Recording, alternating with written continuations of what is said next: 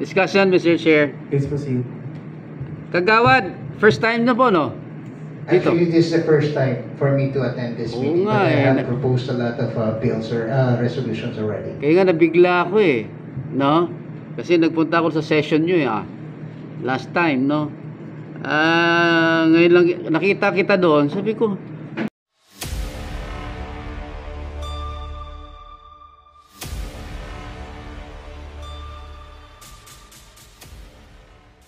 yan pala si Kagawad Franz Quijano pala, no? Oh.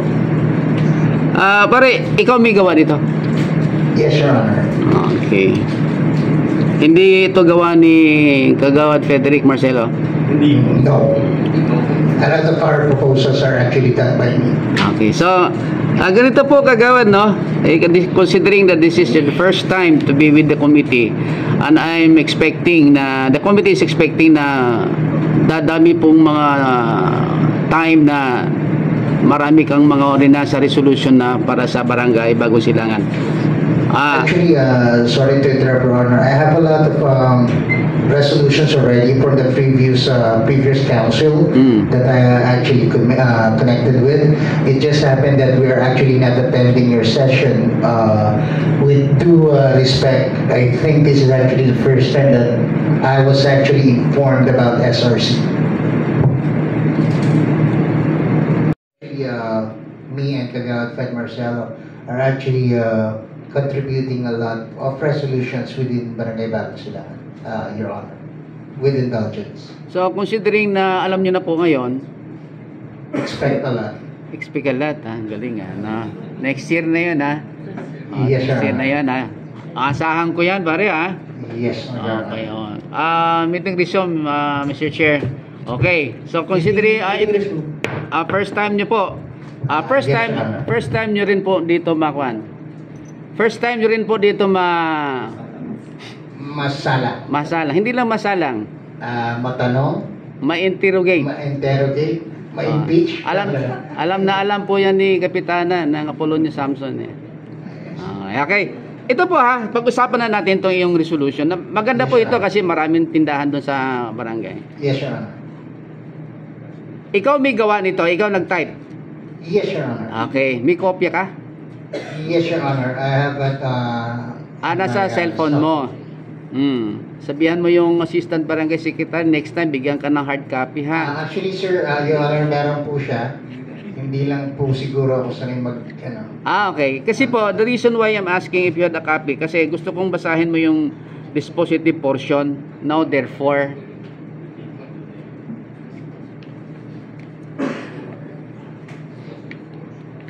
Yung now, therefore. Yes, Your Honor.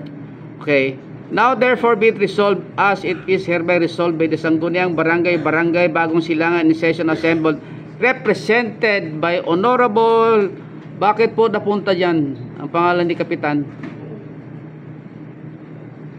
Yan, di ba? Marami ka talang matutunan dito, Kagawad. Okay, Your Honor. Gusto kong malaman bakit napunta yung pangalan ni Kapitan dyan? Being the chairman for the committee, sir, that's what I understand. So yun ho ang pagkakalam niyo po. Yes. Okay. When you're going to make a resolution, hindi po ganitong format po, no? Na isasama yung pangalan ni Kapitan.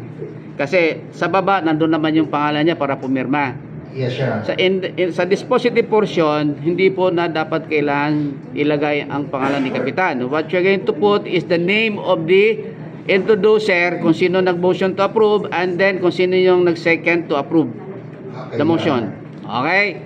And then the dispositive portion should jibe with the title. Kung ano yung title mo, yun rin po ang nakalagay sa dispositive portion.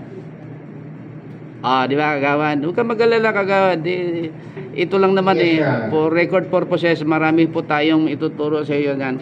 Kaya mangyari po doon, a resolution on creating, no? Nakalagay po, no? Okay. Then, Kagawad. Yes, Your Honor. Itong resolution na ito, naglalagay dito, creating small business stalls. Ibig sabihin, livelihood to. Yes, Your Honor. Livelihood.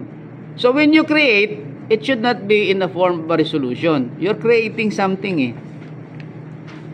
Actually, Your Honor, it's the existing stalls already. So we are actually legalizing yung stay nila kasi MDOT is actually apprehending them and giving them tickets without approval or permit of the barangay. Okay. Nakita ko po yung purpose nyo, pero the way it was presented, hindi siya tumama, no? Because you are not creating. Yung sinasabi mo, na kuha na siya, existing na siya. At ang sabi nyo, legalizing. So, ang kailangan dito ay hindi creating. If you want to create small business stalls, dapat isang ordinansa. No? Then, pangalawang tanong po, ay nakatatlo na pala. Kayo yung mag-provide a permit. Kasi nakalagay. Yes, Your Honor. Sino magbibigay ng permit po? Barangay itself, Your Honor. Okay, for the information of the kagawad, the barangay does not issue permit. Clearance, clearance, Your Honor. Permit kasi nakalagay. Well, just to make it clear, clearance. No? Yes, sir. Ayan, no? So marami siyang babaguhin, no? Kaya dapat ang resolution nyo hindi creating, providing dapat. Providing, ayan, di ba? Business stalls, small business stalls, di ba? Mga ganyan. Kung ito ay for purposes ng Christmas, pwede temporarily. No? Okay. Sige, Your Honor. Kahit tuloy-tuloy po siya, continuous na po siya mag-i-stay doon. Kaya nga, mangyayari po dyan, magpo-provide ka ng parang livelihood, no? Through the establishment of small business stalls dito. And then, with the coordination siyempre ng MDAD. Yes, So, hindi creating, hindi tayo creating, ha? Hindi tayo nagki-create. Kahit na nandun na siya, hindi tayo nagki-create. Through a resolution. If you want to create, through an ordinance, para permanent na siya, maging batas na siya.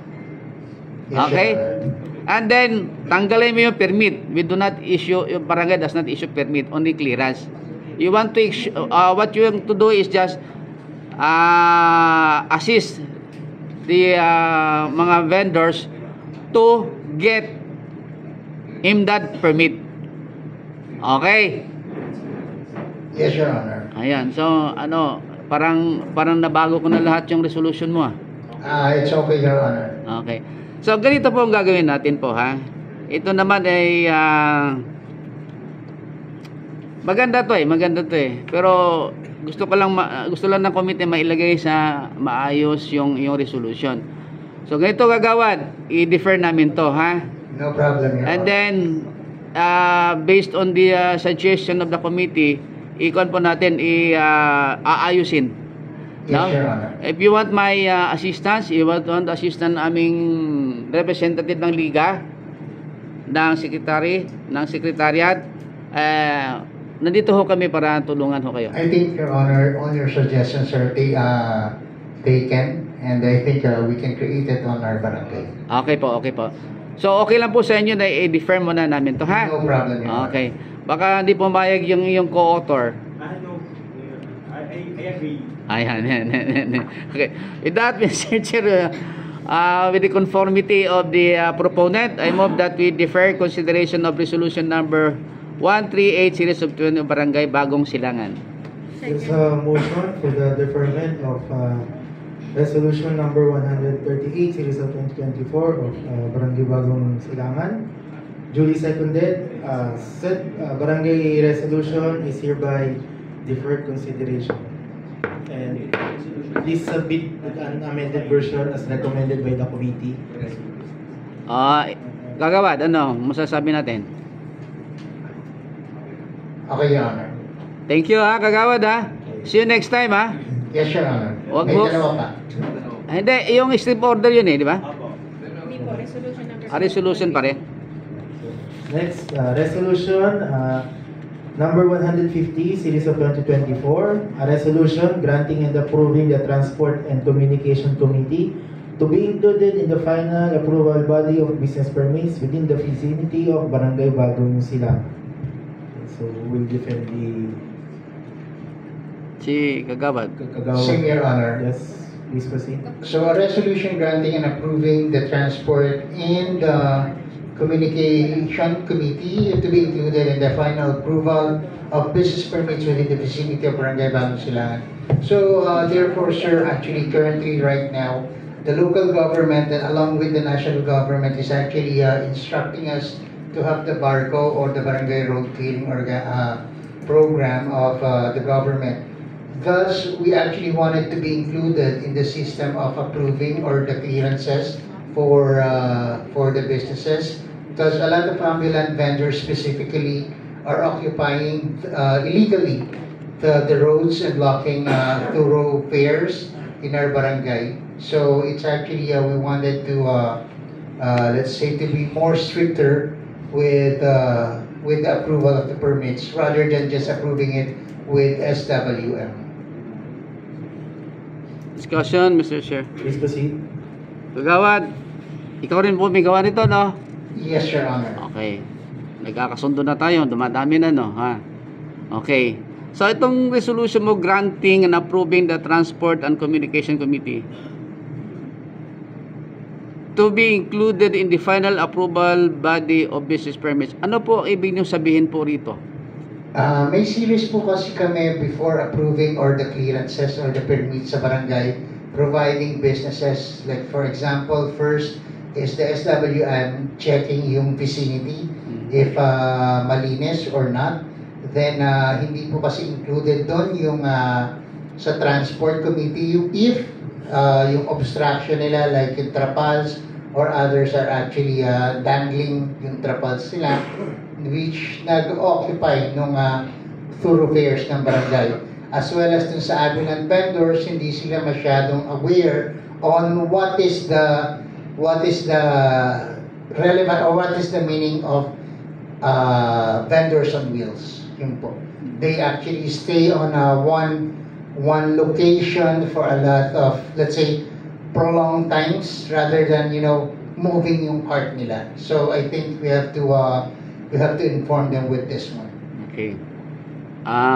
Marami akong tanong, Kagawad eh. Yes, Your Honor. Unang-una, bakit nakasama yung pangalan ni Kapitan dyan? Siya po yung main author while I'll be the co-author for this resolution. Hindi ho pwede maging author ang Kapitan eh. Yung kasi yung Siya yung pinagawa niya. Siya yung presiding officer. Yes, Your Honor. So, he actually instructed us to create this. O, kayo po ang maging author. Yes, Your Honor. Kasi siya ang nagpipreside, ha? Yes, Your Honor. Okay. Dito sa title nyo, actually, ang title kasi ng ordinance or resolution, it should contain one subject matter. Dito po, dalawa. Nag-granting ka, and then approving. Di ba? Yes, Your Honor. In a resolution ordinance, dapat isang subject matter lang po. When you are going to grant, no? Hindi yung approving pa.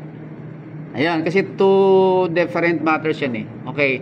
Itong Transport and Communication Committee, nasa internal rules of procedure nyo po ba? Wala po, sir. Kaya we actually would like to create a resolution to add us on the approval. Okay. Yung internal rules of procedure nyo ba ay approved na? Yes, approved. Okay. And you want to add a committee? Yes, Your Honor. You amend? The committee is existing, Your Honor. Transport and communication is an existing committee on our IR. Yun nga po ang tanong ko kanina kung kasama po sa internal rules of procedure. I thought, sir, yung process of the traffic approving yung ano. Okay, ulitin ko lang po tanong ka para malinaw, no? Meron kayong internal rules of procedure na. Yes, Your Honor. Then part of the committees ito. Yung ito po, what do you mean, Your Honor? Transport and Communication Committee. Yes, Your Honor. Nandun po siya. Yes, Your Honor.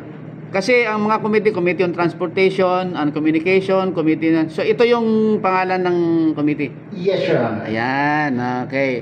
So hindi siya granting and approving. Kasi nga when you say granting and approving the Transport and Communication Committee, ngayon kayo nag-grant, nag-approve ng isang committee to be included as one of the committee.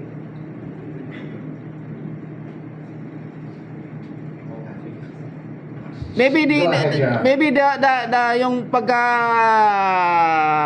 lagyan ng pagka-formulate ng sentences lang dito, no? So hindi ang gusto mo lang mangyari na kung merong mga nag-a-apply ng permit, Yes, Your Honor. yan, dadaan mo na sa committee Yes, Your Honor. for recommendation, comment.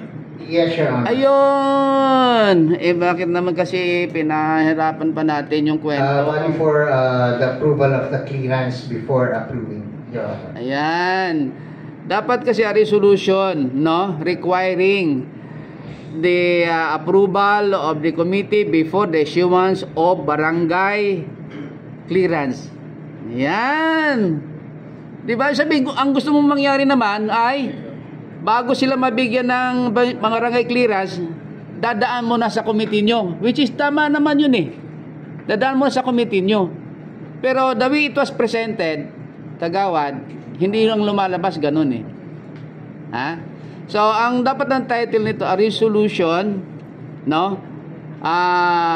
Securing or requesting the recommendation of the Transport and Communication Commission Committee before the issuance of barangay clearance. Ayan ha. Ngayon, nasa inyo na po yung kung paano nyo po, kasi nakatumbok ka na yun ang gusto mong mangyari. Ayon sa sinasabi mo. Ano po? Ano, malinaw ito doon? Go ahead, Your Honor. Ayan, okay na po yun. Then, kailangan po dito ay mag-judge po siya sa dispositive portion. Ha? Okay na po. Yes, Your Honor. Ayan. So, I hope na nakuha nyo yung suggestion natin, no? Para maayos natin. Okay. So, i-defer muna natin din, ha? Para maayos. Okay. With that, Mr. Chair, with the conformity of the proponent, I move that we defer consideration of resolution number 150.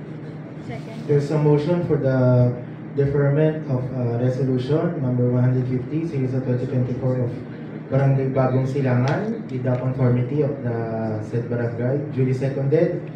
Said barangay resolution is hereby deferred. Assistant Barangay Secretary, yung permit na naman, ha? Okay.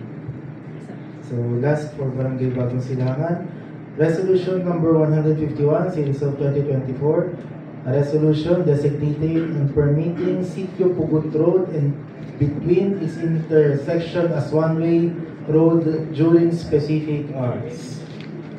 Yes, Barangay Bagong Silangan, Kagawad. With this resolution number 151, we actually request this will be changed and because we're going to have additional provision on this. Yan. So, what do you want us to do with this? Defer. Then, with regard to one-way road, no, kindly get the recommendation, comment from the Transport and Traffic Management Department. Okay? Yes, Your Honor. Okay. Mr. Chair, with the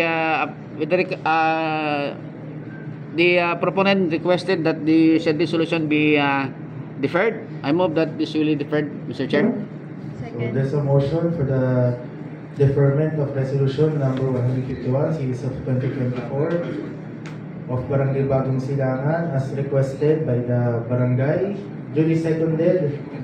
Said resolution is hereby deferred consideration. Thank you, Barangay Bagong Silangan. Thank you, Your Honors. Basta kagawad, lagi kong nakikita kita rito, ha? Sure, Your Honor. Ayan. At palagi yan naman si Kagawad Fed, do? Walang problema, Your Honor. Okay. Thank you po, thank you po.